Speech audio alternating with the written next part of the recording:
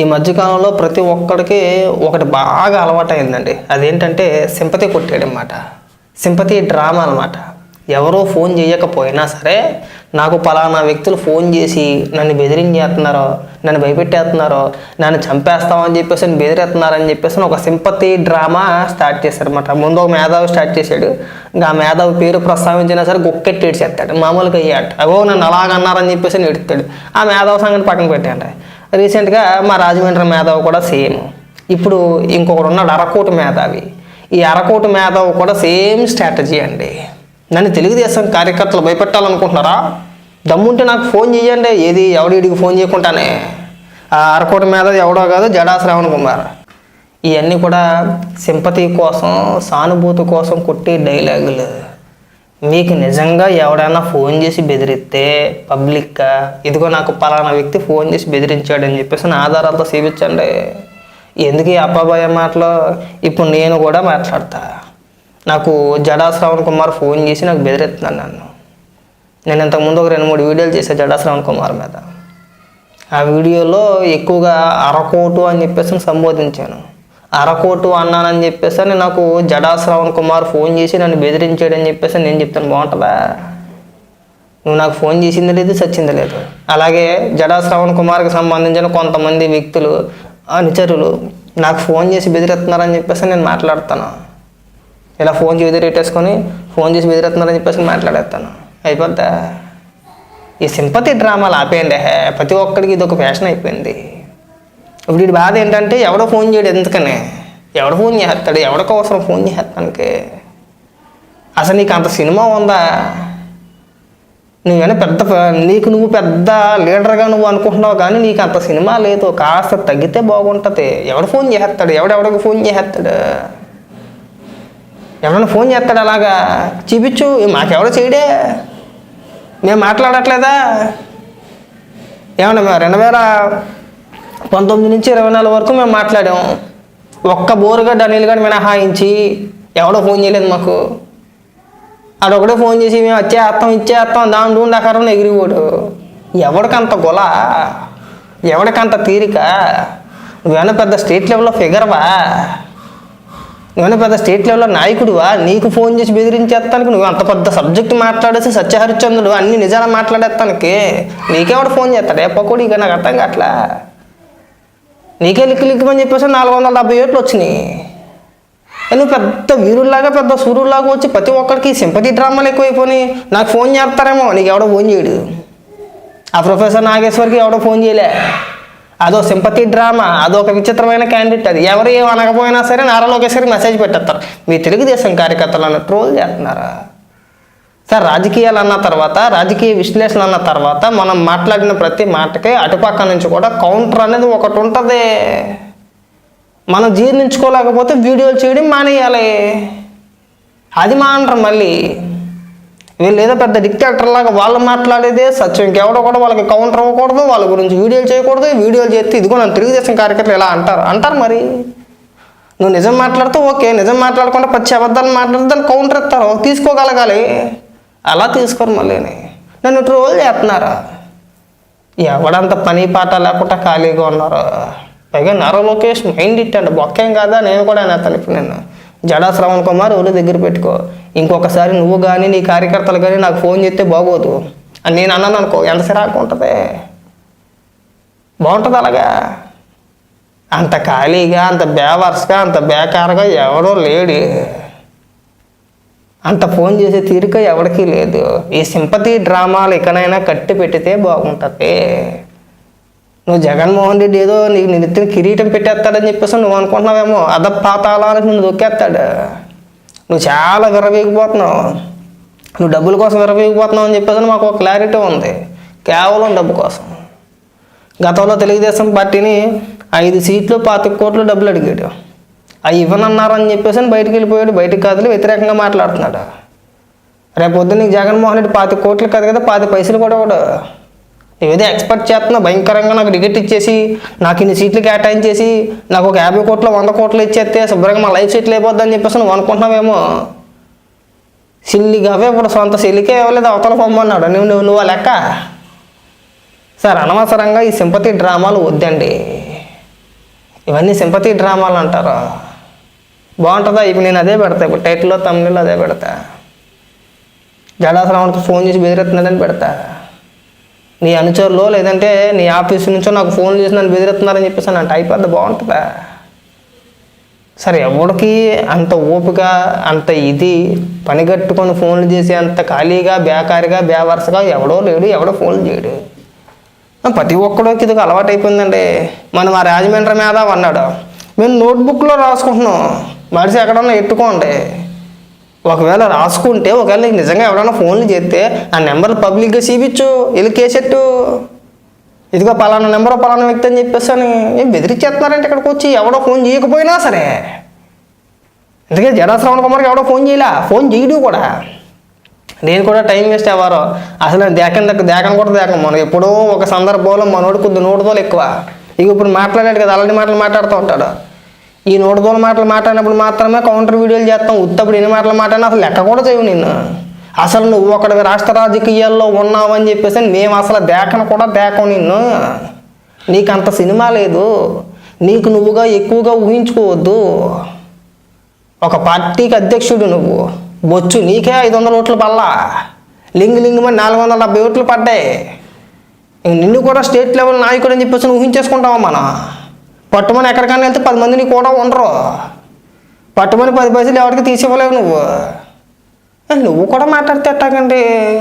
నన్ను ఆడి బెదిరించేస్తున్నాడు, నన్ను ఈడి బెదిరించేస్తున్నాడు, నాకు ఫోన్ చేస్తారేమో. నీకు ఎవడో చేయడు, నీకు అంత సినిమా లేదు. ఈ అప్పాబాయ కవర్లు ఈ డ్రామాలో ఇక్కడైనా కట్టిపెట్టు. ఆ రోజులు పోయినాయి. ప్రతి ఒక్కరికి ఇది ఒక ఫ్యాషన్ అయిపోయింది. ఎవడు పడితే ఆడ రావడం. తెలుగుదేశం పార్టీ కార్యకర్తలు మమ్మల్ని వేధించేస్తున్నారు. ఎవడ వేధించేసాడు నిన్ను? ఎవడ బెదిరించేసాడు? ఇదొక ఫ్యాషన్, ఇదొక స్క్రిప్ట్ మాట. ఇది ఊరికే చేయట్లేదు వీళ్ళు, ఇది పక్కాక ఒక స్క్రిప్టెడ్గా చేస్తున్నారు. పైగా ఏమని మాట్లాడతాడో, నేను పెద్ద వీరుణ్ణి, నిన్ను అసలు దేకను కూడా దేకరు నాయన మేము. అసలు నువ్వు రాష్ట్రంలో నువ్వు ఒకడు ఉన్నావని చెప్పేసి అని మేము గుర్తుంచు, మాకు అసలు గుర్తే ఉండదు. ఇగో ఎప్పుడైనా ఇలాంటి అతి మాటలు మాట్లాడితే నీడు అతి మాటలు మాట్లాడుతున్నాడని చెప్పేసి అనుకుంటాం. కానీ లేకపోతే నీకు వచ్చిన 470 ఓట్లు కాబట్టి నేను దిగుతాడా? ఎవడన్నా నేను ఒక రాజకీయ నాయకుడు అని చెప్పేసి అనుకుంటారా? ఒక రాజకీయ పార్టీకి అధ్యక్షుడు అని చెప్పేసి ఎవడన్నా అనుకుంటాడా? పట్టుమని 500 ఓట్లు సంపాదించుకోలేమ్మను నీకు ఫోన్ చేసి ఎవడన్నా బెదిరించేస్తాడా? సిగ్గు అనిపించట్లేదు నీకు అసలు? కొంచెం కూడా చెప్పుకోక నామూషి అనిపించట్లేదా? దయచేసి ఇంక ఈ కబుర్లు మానేస్తే బాగుంటుందండి. జడా శ్రవణ్ కుమార్ గారు, మీకు మళ్ళీ చెప్తున్నాం. ఈ సింపతి డ్రామాలో వాడి మాట్లాడాడు, ఈడి మాట్లాడాడు, ఇంక మనం కూడా మాట్లాడితే బాగుంటుంది. రాష్ట్ర ప్రజలకు ఒక సంకేతాలు వెళ్ళినట్టు ఉంటాయి. తెలుగుదేశం కార్యకర్తలు ప్రతి ఒక్కరికి ఫోన్ చేసి బెదిరిస్తున్నారు అనే ఒక టాక్ని తీసుకెళ్ళొచ్చు అనే అభిప్రాయం నాకు అర్థమైంది. మీ అభిప్రాయం అదే అని చెప్పేసి నాకు అర్థమైంది. ఈ పప్పులను మా దగ్గర ఉడకు. నీకెవడో ఫోన్ చేయడు, నీకెవడో ఫోన్ చేసిన దాఖలాలు కూడా ఉండవు. అలాగని చెప్పేసి నేను ఇంతకుముందు ఏదైతే పేరు చెప్పుకోవచ్చో ఆయనకి ఎవడో ఫోన్ చేయడు. అదంతా ఏడుపు కొట్టి బ్యాచ్. కొంచెం నేలకి ఎడతాడు. ఎవడన్నా ఒక వీడియో చేస్తే ఇంకొకే టేడి చేస్తాడు. ఫోన్ చేస్తే భయపడిపోతారా? ఎవడు ఫోన్ చేస్తాడు మీకు? ఫోన్ చెయ్యకపోతేనే చేశారని చెప్పేసి అని పోసేసుకునే మీరు, మీకు ఎవడన్నా ఫోన్ చేస్తాడే అసలు? లడ్డూ గురించి నువ్వు ఎందుకు ఎవడన్నా చేస్తాడు అసలు? ఏమనుకుంటున్నారు మీరు? కాస్తనే ఇంగిత జ్ఞానం ఉండాలి. నువ్వు జడ్జిగా ఎలా చేసావు నాకు అర్థం కావట్లా. పైగా మాజీ జడ్జివి నువ్వు. పెద్ద పెద్ద మొదటి మాటలు, పెద్ద పెద్ద వార్నింగ్లు. మా బతుకు అంత కాదు, కాస్త తగ్గి మాట్లాడితే బాగుంటుంది. కిరాణా షాప్కి వెళ్తూ ఉంటాను నడుచుకుంటా. అక్కడ ఒక నల్ల కుక్క ఉంటా ఉంటుంది. దానికి నాకు మరి నేను దాన్ని ఏం అనదలేదు, ఎప్పుడు కొట్టింది లేదు, చేసింది లేదు. అది నేను వెళ్ళిన ప్రతిసారి పరిగెట్టుకొచ్చి ఇంచుమించుగా కరిసేసే అంత పని చేసేది. కానీ కరవదు, దగ్గర దాకా వచ్చింది, మళ్ళీ అక్కడి నుంచి అక్కడే పారిపోద్ది. ఏమో అసలు తిరిగి ఇలా చూడగానే మళ్ళీ తోక ముడుచుకొని పారిపోద్ది. అలా బెదిరెత్తున్నావు నువ్వు. నీకెవడో ఫోన్ చేయకుండా, నిన్నెవడో బెదిరించకుండా, ఎవడెవడో సోలిగాడి చెప్పాడని చెప్పేసి ఆ మాటలను ఇక్కడ ప్రస్తావిస్తూ మీరు దమ్ముంటే నాకు ఫోన్ చేయండి చూద్దాం అని మాట్లాడుతున్నావు. చూసావా? ఇది పిచ్చితనం, ఇది ఎర్రితనం. నీకు మెచ్యూరిటీ లేదని చెప్పేసి మేము అనుకోవాలి. నీకెవడు ఫోన్ చేస్తాడు? నువ్వు అసలు అంత పెద్ద నాయకుడివే కాదు. నీకెవడన్నా ఫోన్ చేసి బెదిరెత్తాడా? నువ్వు అంత ఖాళీగా ఉన్నావా? పోనీ నువ్వు ఖాళీగా ఉన్నావా? ఆ ఉండవల్లి అరుణ్ కుమార్ ఉన్నాడు కదా, నార్మల్గా తన ఎవరితోనో మాట్లాడినప్పుడు తన నెంబర్ సేవ్ చేసుకున్నా సరే ఆ నెంబర్తో ఫోన్ చేస్తేనే ఎత్తడు కొన్ని సందర్భాల్లో. ఇంకా అన్నోన్ కాల్ నుంచి ఫోన్ చేస్తే ఎత్తుతాడా. మన వచ్చి ఒక సొల్లు డ్రామా చెప్పుకొచ్చేసాడు. ఇంక నువ్వు చెప్పుకొచ్చిన మేధావి గురించి మనం ప్రత్యేకించి చెప్పుకోవసరం లేదు. నేను ఏదో ఒక చిన్న వీడియో చేశానని చెప్పేసి అని శుభ్రంగా హైదరాబాద్ వెళ్ళి సిసిఎస్లో సైబర్ క్రైమ్ స్టేషన్లో కేసు ఎట్టేసాడు ఇళ్ళ మీద. అలాంటిది కొంతమంది తెలుగుదేశం కార్యకర్తలు ఫోన్ చేసి బెదిరించి చంపేస్తామనంటే ఆ సుతపోస కేసు ఎట్టుకుంటూ ఉంటాడా. డ్రామాలు ఇవన్నీ డ్రామాలండి. ఊరికే అప్పబయ్యకోళ్ళు అని చెప్తా ఉంటారు.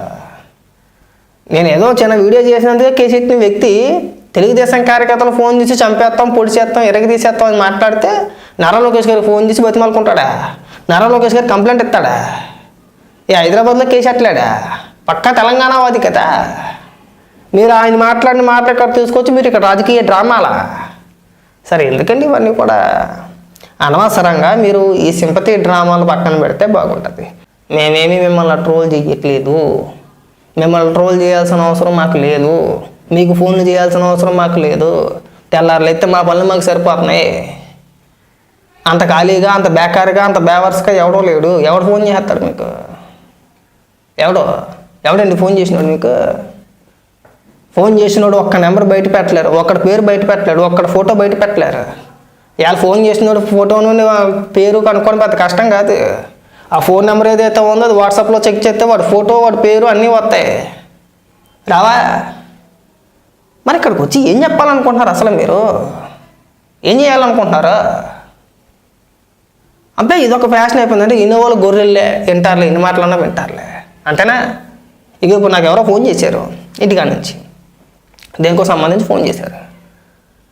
అగో నన్ను జడ శ్రవణ్ కుమార్ మనుషులే నాకు ఫోన్ చేశారని చెప్పేసానంటే బాగుంటుందా? సిగ్గుపడండి కాస్తగా. ఈ అప్పాబాయ కూరలు చెప్పమాకండి. ప్రతి ఒక్కడికి ఇది ఒక ఫ్యాషన్ అయిపోయింది. ఇకనైనా సరే ఇలాంటి మాటలు మానేస్తే బాగుంటుందండి. అనవసరంగా మీరు మాట్లాడితే సింపతి కోసమో కులం కార్డు తీసుకొచ్చు, వాళ్ళలాగానో వీళ్ళలాగానో మేము బెదిరించేస్తాం, మళ్ళీ మేము 29 అధికారులకు తిరగి తీసేస్తాం. ఇలాంటి అప్పాబాయ కవులు, డచ్చా కవులు బొచ్చుడు విన్నాం మేము. 19 నుంచి 24 వరకు జగన్మోహన్ రెడ్డి అధికారంలో ఉన్నది. జగన్మోహన్ రెడ్డి అధికారంలో ఉన్నప్పుడు కూడా ఏ రోజు కూడా భయపడి మాట్లాడడం మానేలా. ఆ రోజు మాట్లాడడం ఇలాగే మాట్లాడడం, ఎందుకంటే ఎక్కువగా మాట్లాడడం. ఇంకా ఆ రోజున వైఎస్ఆర్సీపీ పార్టీకి సంబంధించిన మంత్రులు, ఎమ్మెల్యేలు, నాయకులు, కార్యకర్తలు పచ్చి బూతులు మాట్లాడుతూ ఉంటే వాళ్ళు ఏ విధమైన బూతులు మాట్లాడారో ఆ విధంగా మేము బూతులు మాట్లాడకపోయినా సరే అదే స్థాయిలో అంతే ఘాటుగా కొడాలని మాట్లాడినా, పేరు నాని మాట్లాడినా, అంబటరాంబాబు మాట్లాడినా, రోజా మాట్లాడినా అదే రీతిలో వాళ్ళకి సమాధానం చెప్పాము ఆ రోజున మేము. వాళ్ళు ఒక్కడ పకుడిగడు వచ్చేసి ఒక కోటే వేసుకొని 29లో మేము వచ్చేస్తాం. ఇంతమందిని చూసాం మేము.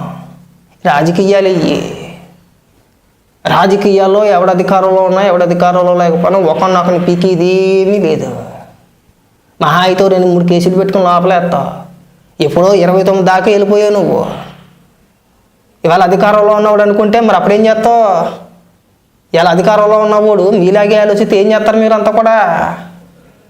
అంటే చేయలేకనా? ఆ తెలివితేటలు లేకనా? మనకు ఒక వ్యవస్థలు ఉన్నాయి, చట్టాలు ఉన్నాయి, న్యాయ వ్యవస్థ ఉంది, పోలీసులు ఉన్నారు. ఏదైనా చట్ట ప్రకారం చేయాలి, ఇష్టానుసారంగా చేస్తామంటే కుదరదు.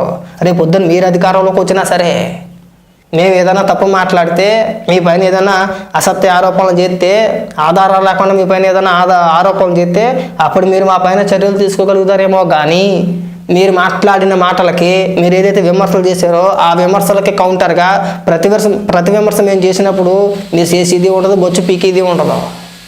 అంతేనా? రాజకీయాలు అన్న తర్వాత విమర్శ ప్రతి విమర్శ లేకుండా ఉండదు, ఖచ్చితంగా ఉంటుంది. ఆ మాత్రం దానికి మేము వచ్చే హత్తం అంటే రానిస్తారా మిమ్మల్ని? పోటీ చేయి. ఎక్కడ పోటీ చేస్తావు నువ్వు? జగన్మోహన్ రెడ్డి సీట్ ఇస్తాడనుకుంటున్నావు? నీకు దేకడం నీకు తెలియట్లే. ఇవన్నీ కూడా నువ్వేదో అనుకుంటున్నావు జగన్మోహన్ రెడ్డి మన ఎత్తుని కిరీటం పెట్టేస్తాడని చెప్పేసాను.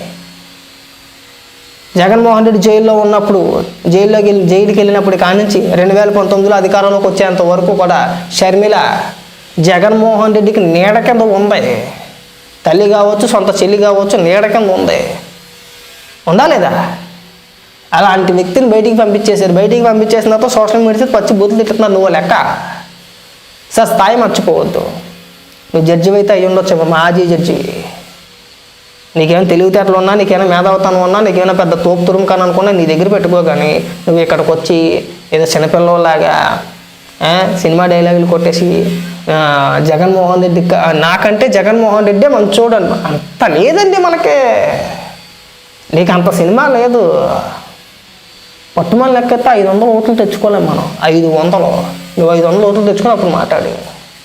నీ బతుక్కి నీకు 500 ఓట్లు పడవు. ఎంత? 500 ఓట్లు పడవు నీకు. నీకంటే 100కి ఎక్కువ ఓట్లు పడతాయి.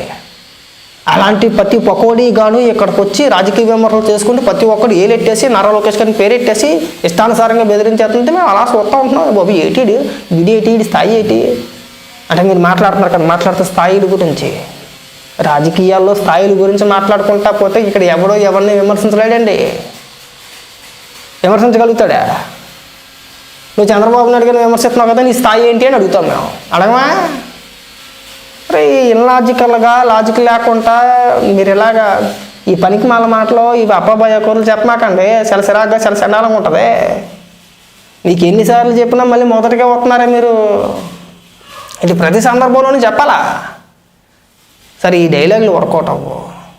కల్తీ నీ వ్యవహారంలో జగన్మోహన్ రెడ్డి నిజంగా తప్పు చేయకపోతే అసెంబ్లీకి వెళ్ళి మాట్లాడడానికి వచ్చిన నొప్పి ఏంటండి? ఎందుకు వెళ్ళట్లేదండి? వాళ్ళ నాయకుల చేత, వాళ్ళ కార్యకర్తల చేత, లేదంటే సాక్షి పత్రికలోనో సాక్షి డిబేట్లలోనో విష ప్రచారాలు చేస్తున్నాడు. కానీ అసెంబ్లీకి వెళ్ళడానికి ఏమైందండి? ఎమ్మెల్యేగా గెలవకపోతే వేరే అంశం. అది ఎమ్మెల్యేగా గెలిచాడుగా, తనతో పాటు మరొక 10 మంది గెలిచారుగా. అసెంబ్లీలో చర్చించడానికి ఏమైందండి? ఎందుకు భయపడిపోతున్నారు జగన్మోహన్ రెడ్డి? మీలాంటి వ్యక్తుల చేతి ఎందుకు ప్రెస్ మీట్లు పెట్టేస్తున్నారో? మీరంతా ఎందుకు పొలోమోని వచ్చేస్తున్నారో? మీకు సంబంధం లేని అంశం కదా అది. ఇప్పుడు తిరుమల లడ్డు వ్యవహారం మీకు సంబంధం లేని అంశం అండి అది కదా. గత ప్రభుత్వం పైన విమర్శలు వస్తున్నాయి. గత ప్రభుత్వం అంటే ఎవరో వైఎస్ఆర్సీపీ పార్టీ పైన కదా. జగన్మోహన్ రెడ్డి వైఎస్ఆర్సీపీ పార్టీ.